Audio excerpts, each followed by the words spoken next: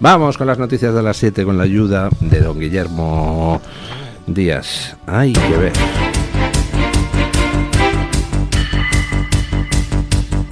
Luis del Pino es Radio Libertad.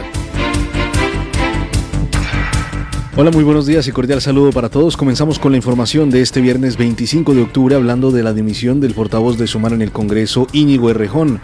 El diputado ha presentado su dimisión este jueves y ha comunicado que abandona la política en medio de una ola de acusaciones de acoso y violencia machista.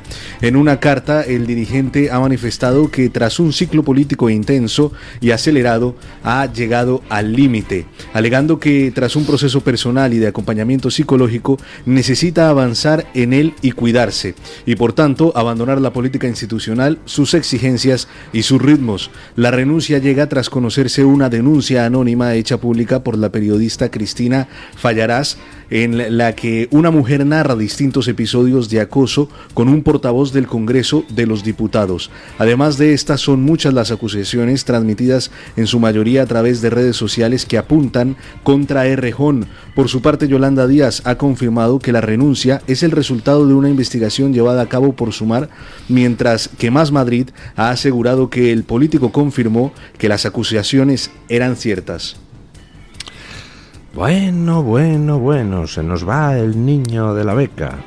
Se nos va, pues, una persona, desde el punto de vista político, bastante repugnante, que recordarán ustedes cómo fue capaz, en el peor de los momentos de la crisis venezolana, de decir aquello, de negar que en Venezuela existiera problemas de miseria por la acción del gobierno torturador y asesino. Dijo aquello: en Venezuela la gente come 3 veces al día. ¿Se acuerdan ustedes de aquella frase infame? Desde que la pronunció, 8 millones de venezolanos han tenido que largarse al exilio, huyendo de la represión, las torturas, los asesinatos, la miseria. Me alegra que desaparezca un personaje tóxico como Errejón del panorama político. Bueno, ayer se conoció la dimisión de Errejón después de que la periodista Cristina Fallarás hubiera hecho públicos algunos mensajes donde acusaban a Errejón de comportamientos inadecuados. Entonces las redes se llenaron de 2 tipos de mensajes. Unos mensajes donde se saludaba la marcha de Errejón, ala, cierra al salir y tal. Otros donde, bueno, y esos mensajes pues lo que hacían era incidir en la incoherencia, la hipocresía de quien no se le cae la palabra feminismo de la boca, y sin embargo, al parecer, pues su comportamiento no era demasiado feminista. Luego había otro tipo de mensajes, curiosamente no por parte de la izquierda, que se ha lanzado toda en masa contra Errejón, sino por parte de un cierto sector de la derecha diciendo: bueno, esto de Errejón pues es muy apestoso y muy bien que se vaya, pero no caigamos en la trampa de creernos las acusaciones, todo el mundo es inocente hasta que se demuestra lo contrario. Bueno, en realidad vamos a aclarar algún tema. A Errejón no se le acusa de nada ilegal, por tanto es que ni ha lugar lo de la presunción de inocencia.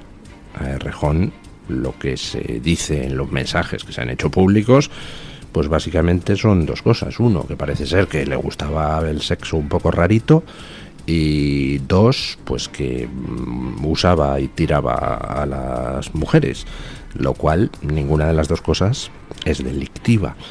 Simplemente, pues eso, que era un poco rarito y que era más machista que la corneta de un regimiento. Por tanto, lo de concedamos la presunción de inocencia, es que no hay nada que conceder la presunción de inocencia, porque no se le está acusando de ningún delito, simplemente se le está describiendo una manera de ser que cuadra poco con sus discursos habituales de feminista. Las redes pues se inundaron de mensajes rescatados de Errejón, hablando sobre lo intolerable del caso Rubiales, hablando sobre que la voz de los testimonios de las mujeres son irrefutables, hablando de que las denuncias falsas no existen y que son todo un invento de la derecha, conspiranoica y bulera, etcétera, etcétera, etcétera. La verdad es que todos estos personajes tienen una hemeroteca de lo más inclemente, empezando por Pedro Sánchez y acabando por el último tío de Podemos. Bueno, el caso. Errejón.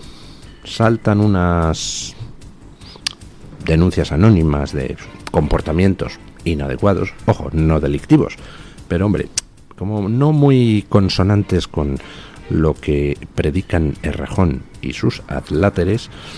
Y entonces Errejón responde con una carta donde, para empezar, no niega ser así, al contrario, implícitamente asume en la carta que eso es cierto, y además deja caer una serie de cosas que indican que lo de su relación con las mujeres pues casi es lo de menos, el menor de los problemas que tiene Errejón. Dice que está en tratamiento, no aclara muy bien qué tipo de acompañamiento psicológico se refiere.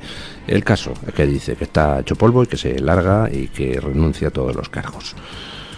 Bueno, el caso pues ha sido confirmado por el propio partido de Errejón, que ha dicho que todas las acusaciones son ciertas, lo cual plantea una serie de cuestiones pues muy curiosas. Primero, lo de las acusaciones sobre el trato con las mujeres de Errejón no ha saltado ahora, ¿eh?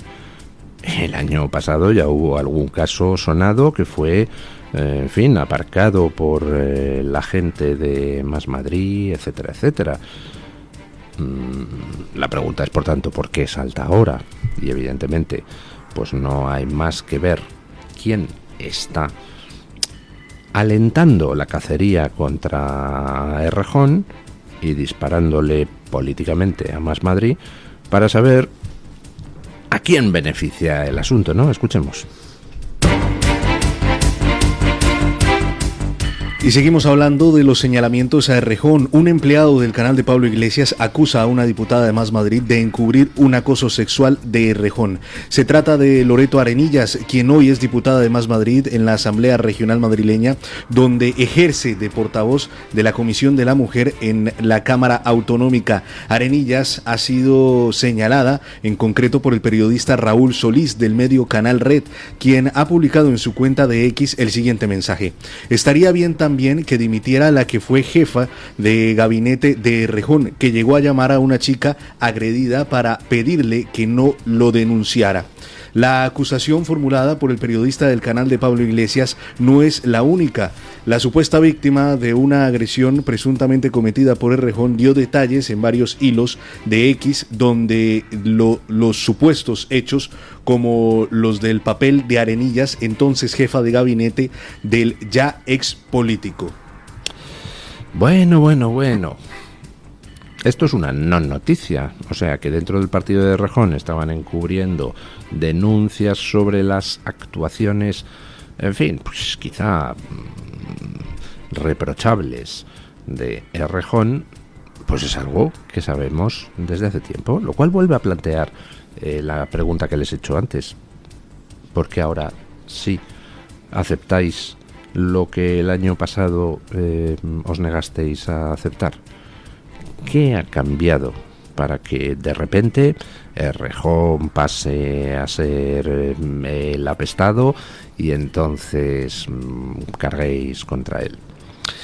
Resulta muy interesante el paralelismo entre Errejón y Ábalos, porque tanto el uno como el otro se han convertido en el muñeco de pim pam pum. Lo que pasa que en el caso de Errejón ha sido de la noche a la mañana, y quizá por ello es un poquito más sorprendente. Pero el asunto es ese, que en el entorno de Sumar, Más Madrid, etcétera, etcétera, de repente se han lanzado a focalizar todo el problema en Errejón, a tratar de sacrificarle en el altar de la opinión pública como chivo expiatorio de todo. Mientras que en el PSOE eso mismo se ha hecho con Ábalos, pero de una manera más lenta. ¿Y qué es lo que tienen que ocultar en Más Madrid para que de repente se lancen todos como buitres sobre Errejón, haciéndose los sorprendidos, rasgándose las vestiduras? El otro día Yolanda Díaz estaba diciendo lo desolada que estaba al haberse enterado de que compartía Consejo de Ministros con alguien a quien no usó esa palabra, pero vamos, sin usarla, pues le llamó ladrón, ¿no?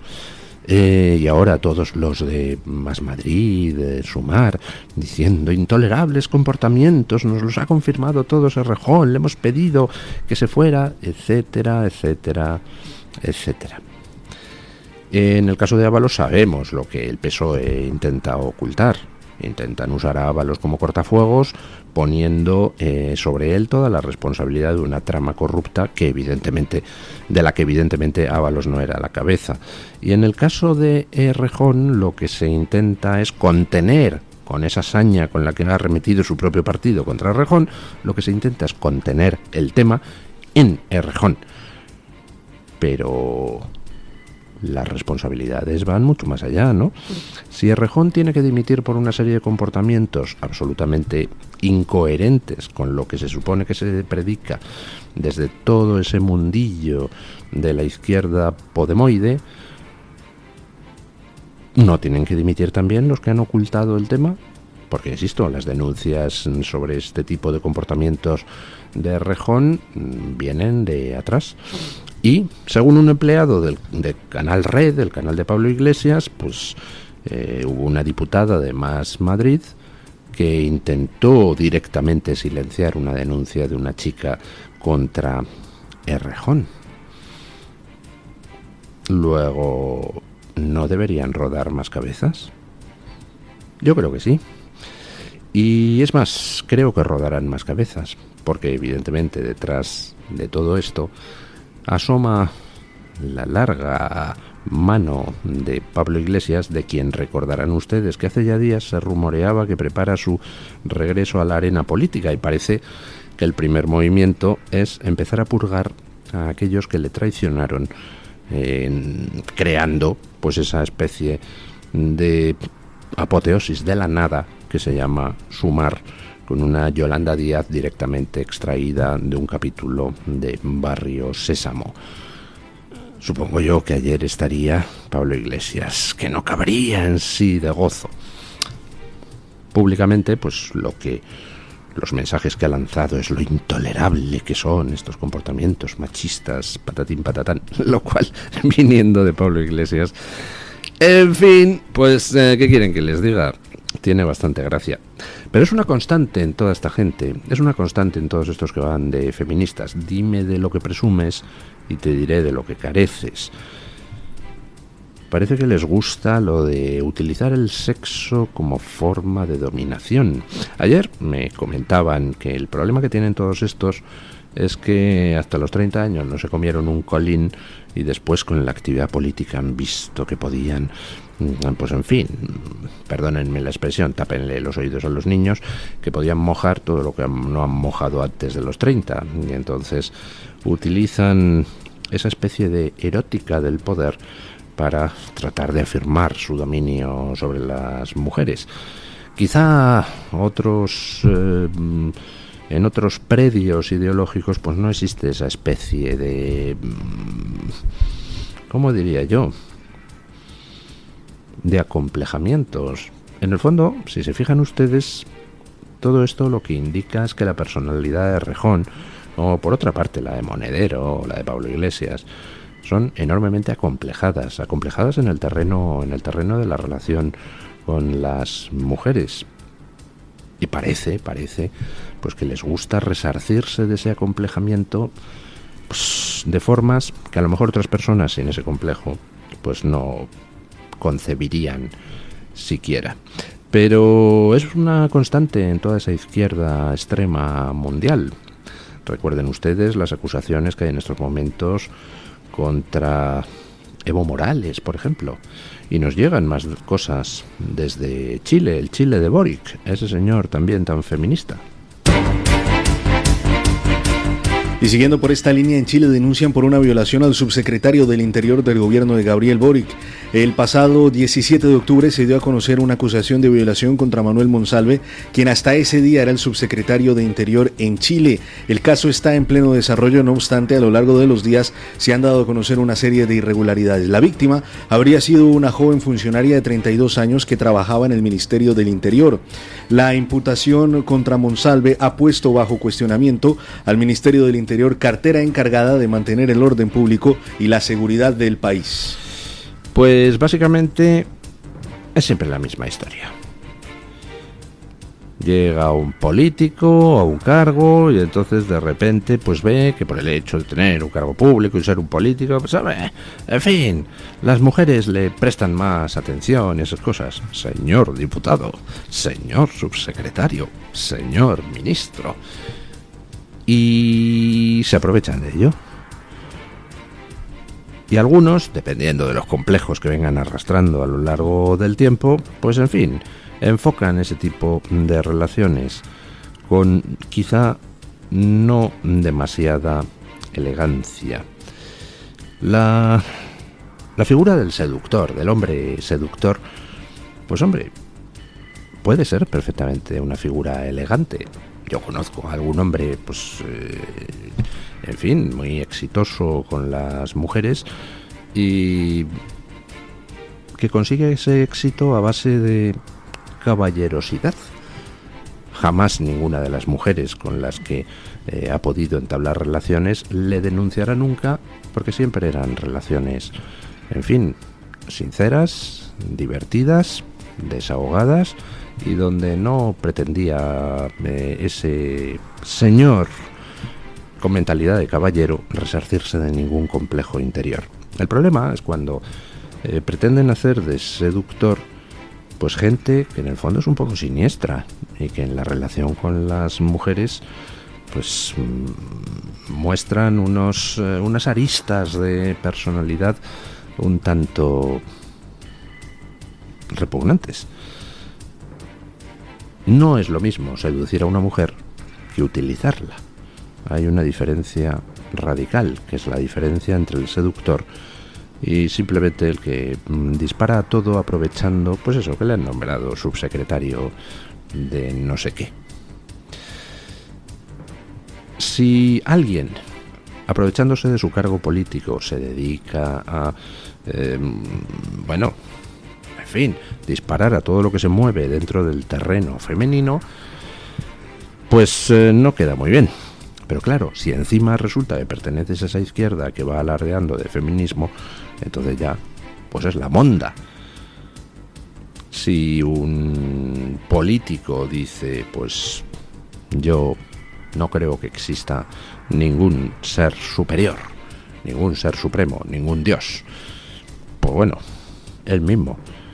Pero si quien lo dice es un sacerdote, pues hombre, la pregunta obligada es, oiga, pues si es usted ateo o agnóstico, ¿qué hace siendo sacerdote? Abandone el sacerdocio, porque como que no cuadra mucho, ¿no? Pues con todos estos de la iglesia feminista, 3/4 de lo mismo. Oiga, resulta que al final todos ellos son pues una especie de macho ibérico, pero en acomplejado. Pero lo dicho, esto no ha hecho más que empezar. Seguimos. En otros asuntos, la directora de la Guardia Civil ha elegido como mano derecha al jefe del operativo del Delcy Gate. Se trata del general de brigada David Blanes González, quien ahora estará al mando del gabinete técnico de la Guardia Civil, un cargo clave para la dirección general en manos de Mercedes González. De él dependerán gran parte de las relaciones institucionales y la Oficina de Relaciones Informativas y Sociales de la Guardia Civil.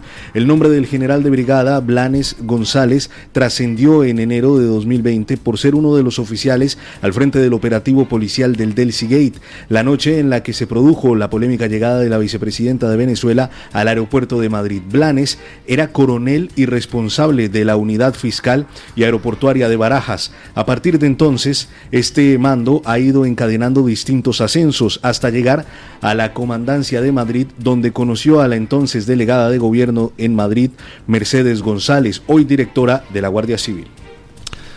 Vaya.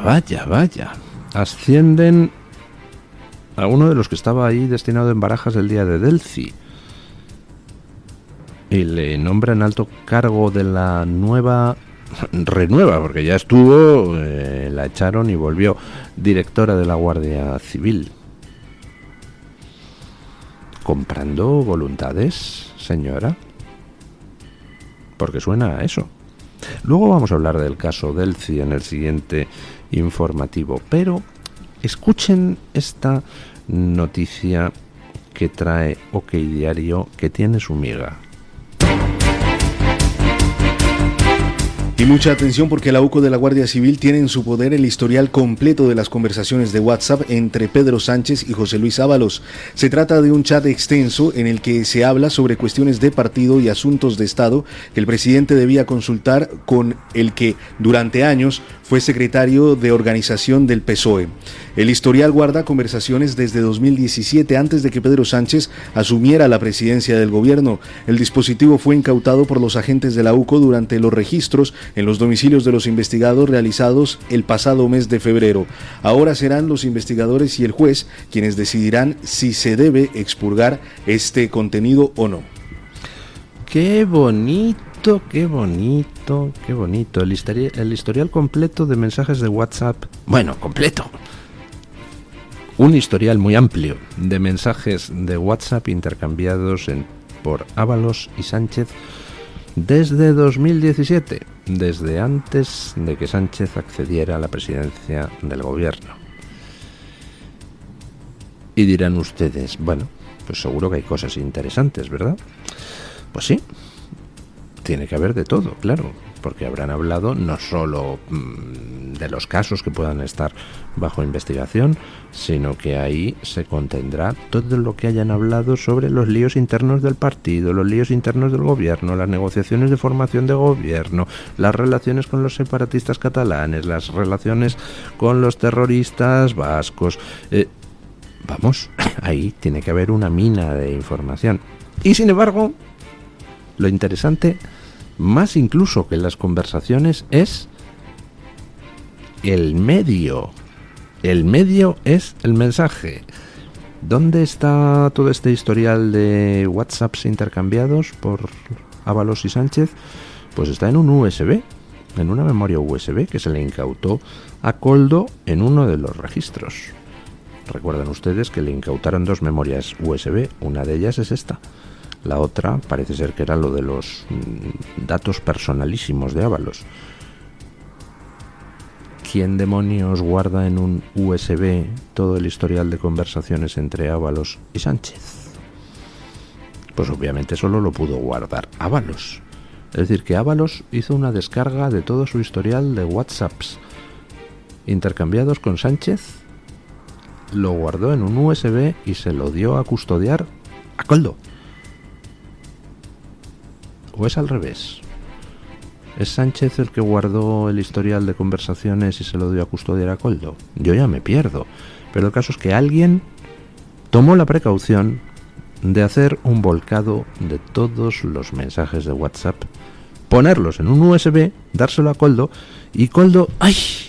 Maldita sea. Resulta que se lo dejó incautar en un registro. ¿Por qué he pensado en esa frase de un poema de García Lorca? ¡Qué perfume de flor de cuchillo! ¡Qué olor a sangre, eh! Bueno, así se despierta España hoy y vamos a ver cómo se acuesta Estados Unidos con don Antonio Muloni, director de La Gaceta. Ya solo quedan 10 días para las elecciones de los Estados Unidos, o todavía quedan 10 días para las elecciones, según cómo se mire, porque a veces es difícil elegir una u otra opción. Pero el caso es que la campaña se va calentando, se va acelerando. Ayer era Kamala Harris la que decía que Donald Trump es seguidor de Hitler. Se ve que anda poco sobrada de argumentos. Y hoy ha sido Donald Trump el que ha dicho de Kamala Harris que es una persona de bajo cociente intelectual por estar en contra de las deportaciones. Ha estado Trump en Arizona, en el sur de Arizona, en un mitin multitudinario, y ha hablado muy claro de la inmigración ilegal. Ha dicho que la va a frenar desde el primer día y va a endurecer las penas a los inmigrantes ilegales que delincan. Es un problema importante en buena parte del país, es un problema que se da en muchos sitios, se da en España, lo conocemos bien. Aquí, evidentemente, en términos absolutos, la inmigración representa o está compuesta por muchas personas, por más que en España. En España, en términos relativos, y según en qué zonas, por supuesto en Canarias, pues es incluso más importante. Pero los problemas son muy parecidos. y la reacción que va tomando la gente corriente también son similares. Ha hablado Trump de cómo esto está afectando, este fenómeno, a la población negra y a la población hispana en especial, porque son los primeros que lo sufren en el desempleo, en el acceso a la vivienda, y eso entronca con las encuestas que dicen que la población negra y la población hispana va a votar al Partido Republicano como nunca en muchísimos años, sobre todo la negra. Trump ha hablado muy serio también de la situación del país, ha dicho que se va al infierno, literalmente, los Estados Unidos, y ha hecho suyo ese argumento de Elon Musk según el cual estas elecciones podrían ser las últimas si los demócratas se mantuviesen en el poder. Es difícil decir si podrían ser las últimas, y también es difícil decir o respaldar eso que dice Trump de que es el día más importante de la historia de los Estados Unidos. Bueno, ha habido muchos días importantes y seguramente habrá más, pero sí es cierto que va a ser un día clave, que va a ser un día muy muy importante, y que según se va acercando se está calentando el ambiente. La cuestión es que quizá no sea ese el último día de las elecciones. Ya han dicho muchos representantes de muchos condados, de muchos estados que están en juego, que el recuento seguramente dure varios días. De hecho, en el condado de Maricopa, en Arizona, donde hace 4 años hubo un recuento muy, muy, muy convulso, que luego requirió una auditoría, que dijo en la auditoría que no habían ganado los demócratas sino los republicanos, aunque de nada sirvió, pues esas autoridades han dicho que puede que esta vez les lleve entre 10, 12 días acabar el recuento. Estamos hablando de la primera potencia mundial, y ahora, a 10 días de las elecciones, nos dicen que tal vez nos queden otros 10 para conocer el resultado. Muchísimas gracias, don Antonio Muloni.